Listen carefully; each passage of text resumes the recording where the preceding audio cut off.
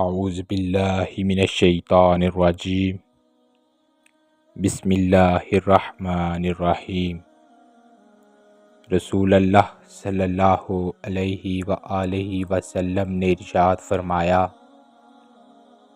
جو شخص یہ دعا پڑھ لے، استغفر اللہ الذی لا الہ الا هو الحی القیوم واتوب الیہ، یعنی میں اللہ تعالیٰ سے بخشش طلب کرتا ہوں جس کے سوا کوئی معبود برحق نہیں، وہ زندہ ہے، قائم رکھنے والا ہے، اور میں اسی سے توبہ کرتا ہوں، یعنی اس کی مغفرت کر دی جاتی ہے اگرچہ وہ میدان جہاد سے ہی فرار کیوں نہ ہوا ہو۔